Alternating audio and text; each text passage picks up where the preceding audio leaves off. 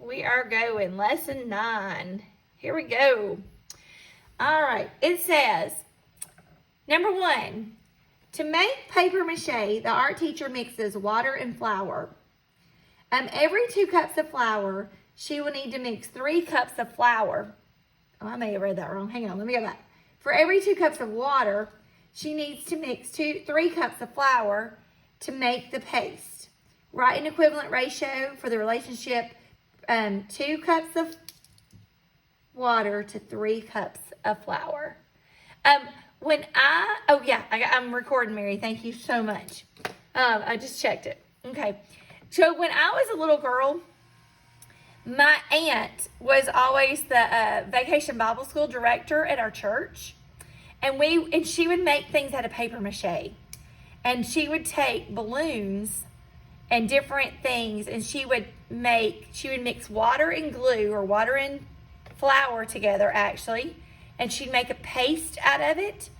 And she'd take a paintbrush and she would soak strips of newspaper in this water and flour mixture. She would soak the newspaper, and then she would cover balloons, and it would make this cast around the balloon.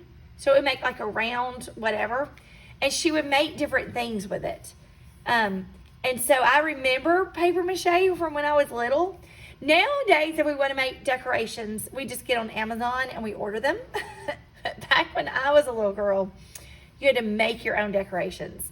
You know how sometimes people have those different balls that hang from the ceiling that are made out of that real thin tissue paper kind of material? That's what my aunt would make, except she would make it out of paper mache. And so she would do these strips. She'd have these big containers with this paste inside of it, and she'd lay strips of newspapers inside it, and then she would wrap whatever it is and make paper mache decorations. Okay, let's get away from that. All right, so we're going to make a table. In Edulastic, you have a picture of this table, but you cannot write in it because I just did like an image of the table, because I want you to do the table in your notebook. So I'm getting my notebook, and I want you to have your notebook, and we're going to create this table. Today is September the 20th, 2020. Okay, so I'm putting my date at the top of my notebook. Number It's 1. the 21st. Is it really? Yes. It's the 21st. Today's the 21st. Thank you. Okay. I guess yesterday was the 20th. I worked on Schoology stuff all day long yesterday, and I just kept putting the 20th in. I would open your assignments on the 20th. All right. Okay, so we've got cups of water and cups of flour. So I'm going to make my chart. And it tells us up here the relationship of water to flour is 2 to 3. So 2 cups of water to 3 cups of flour.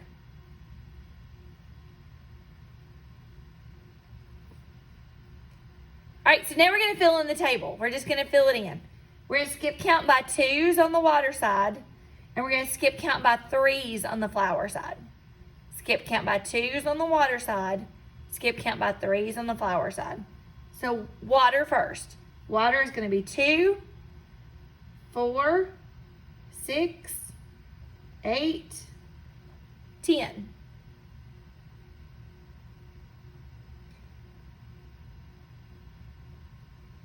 Okay, and then on the flour side, we're going to skip count by 3s. 3, 6, 9, 12, 15. So we created our own ratio table. These are all equivalent ratios. Like 2 to 3 is equal to 4 to 6, is equal to 6 to 9, is equal to 8 to 12, is equal to 10 to 15. Those are all equivalent ratios. And so then it asks us a question based on the chart.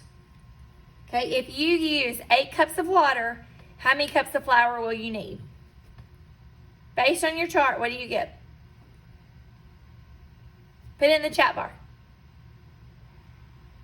Good, I saw Ava, Noah. That's it. I just saw 3 answers. Oh, good, Parker. Nicholas, Blade, Nicholas again. He keeps showing me Nicholas. Maddie, Lydia, Addison, D'Angelo. Good. So 12. When we have 8 cups of water, then we need 12 cups of flour. So for our cups of flour, 12.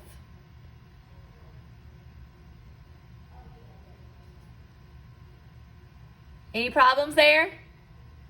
Thumbs up if you're good, thumbs down if you're not good. Good, all right. Good. Number 2.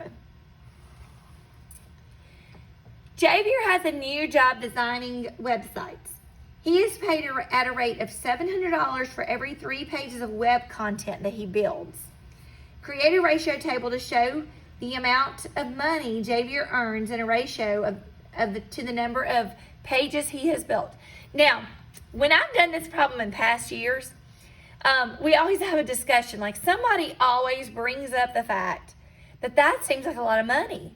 You build 3 pages of web content and you get $700. It's like, whoa, that's a lot of money.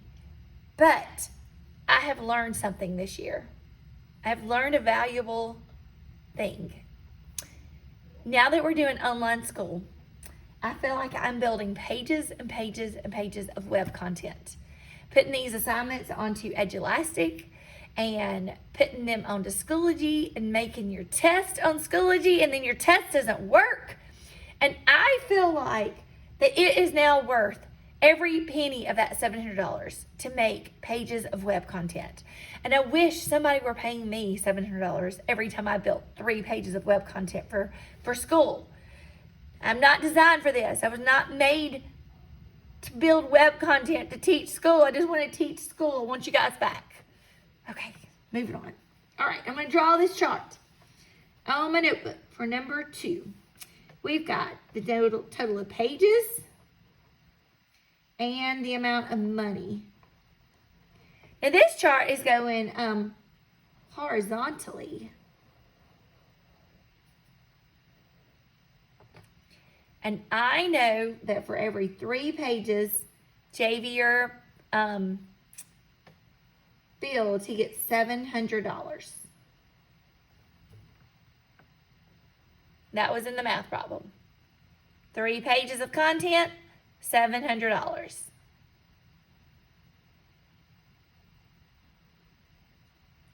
All right, so let's fill in the rest of the chart.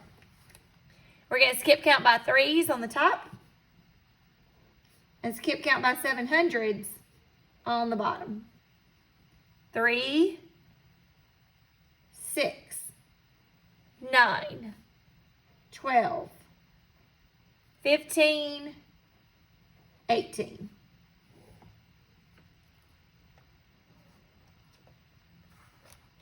Now skip count by 700s on the bottom. 700 is just like skip count by 7s, except you're putting the 100 at the end of it.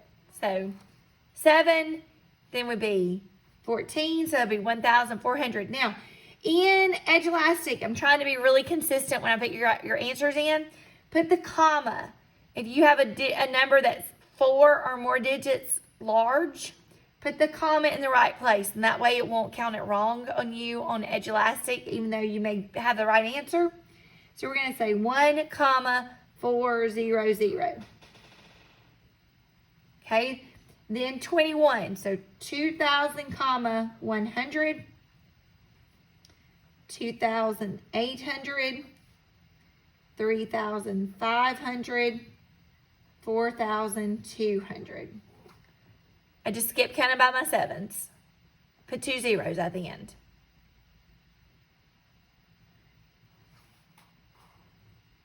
All right, I'm going to move my notebook so we can see the question. Some of y'all are already answering the question. I haven't even got to it yet. Wait a minute. Goodness. Oh. Okay. Javier is saving up to purchase a used car that costs $4,200. How many web pages will Javier need to build so that he can buy his car? He wants $4,200. Now you can answer the question. Good. Right, he needs to build 18 pages. 18 pages. I wonder how long that would take him. I guess technically I have built 15 pages, maybe 16 pages. No, the first 2 weeks only had 4 days in them. So that would be 8, 9, 10. I built about, no, 14. I think I've built 14 pages of web content. So I wouldn't be quite up to the right amount of money, but they are not paying me extra to build web stuff. So I wish. You guys should definitely go into computers because there's some money in computers. All right. Probably more money in computers than there are in teaching. A lot more money. Okay, any questions about number 2? Are we good? No questions. I just dropped the phone. Hang on. I got it back. If you're watching this at home later and you wonder what just happened, the phone fell. Okay. It's back. All right, number 3. Number 3. Spraying plants with cornmeal juice is a natural way to prevent fungal growth on the plants. It is made by soaking cornmeal in water. Using 2 cups of cornmeal, I'm going to underline that, for every 9 gallons of water. Complete the ratio table to answer the questions below. Draw and complete the chart in your math journal. Okay. So, if you don't want to be a computer person when you get older, you might want to be a biologist. And so a biologist might be in charge of something like, let's say a forest full of trees suddenly get some kind of fungal growth on them and all the trees are going to die unless you save them. You got to save the forest. And you might want to spray some kind of pesticide or something on the trees to make the fungus go away. But in doing that, you might hurt the other plants or you might kill all of the animals living in the forest. And you can't do that. You cannot kill all the animals in the forest trying to save the trees. So you're going to look for a natural way, something natural that will kill the fungus, but protect the trees and protect the animals. So this cornmeal mixture is a way that you can do that. All right, so let me get my notebook. I'm going to draw my chart.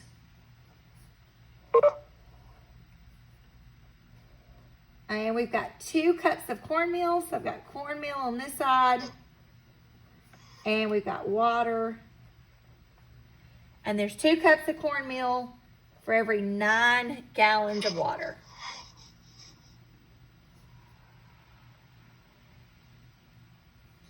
So what do we skip counting by on the cornmeal side? Got it. We're skipping counting by 2. So 2, 4, 6, 8, 10. What do we skip counting by on the water side? 9. Good. 9, 18, 27, 36, 45. Fill in your table.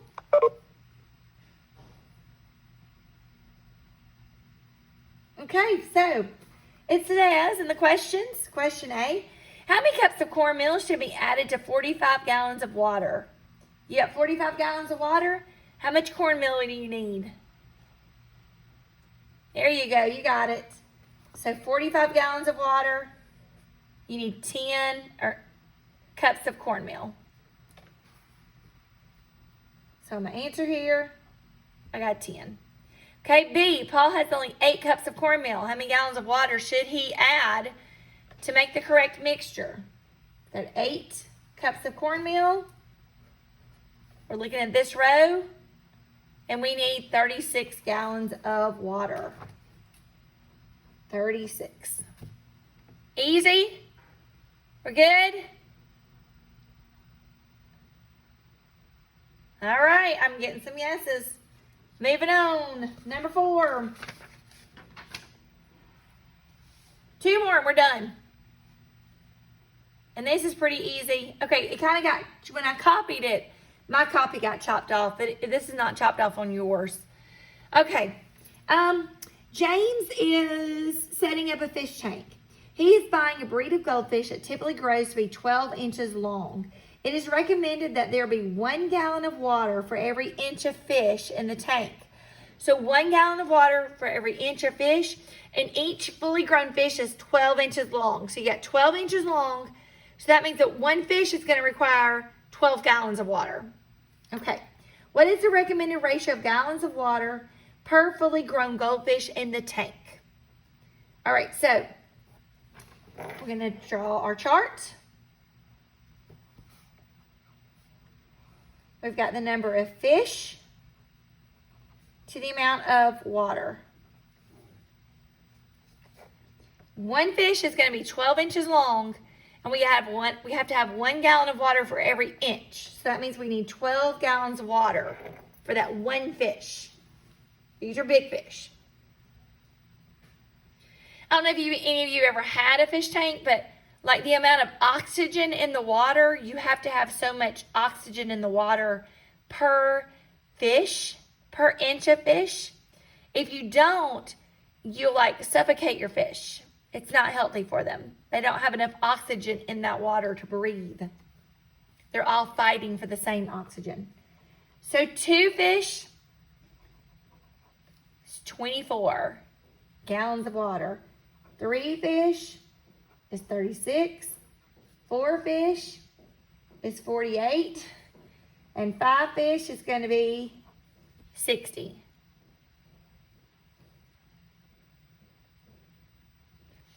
So the questions on here says, what size tank in gallons would be needed for James to have 5 fully grown fish? For him to have 5 fish, he needs 60 gallons of water. Good job. I see your answers. D'Angelo, Lindsay, Parker. Good. So he needs 60. Nicholas, good. Now, how many fully grown goldfish could he have in a 40-gallon tank? Let's say he's got a 40-gallon tank, and he's trying to figure out how many fish to put inside of it. Good. 3. Now, you notice on our table, we don't have 40. 40 is not an option. But in reality, a lot of times math is messy. And so, in reality, you might have a 40-gallon tank, and you're at the fish store, and the pet store, you're trying to figure out how many fish to get. What would happen if you got 4 fish, and you put 4 fish in that 40-gallon tank?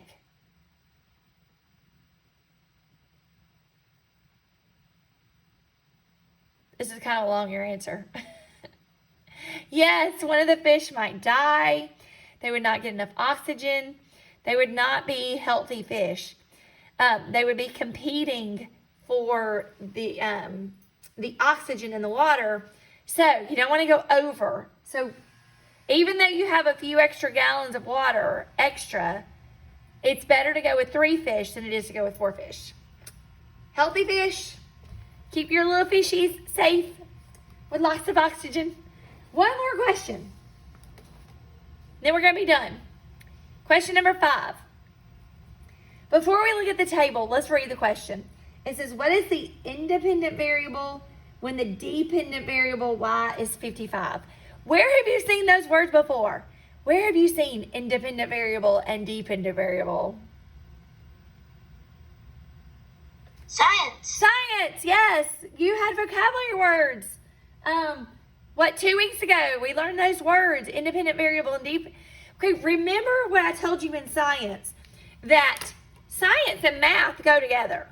We have scientists and mathematicians, and they are working together day in, day out.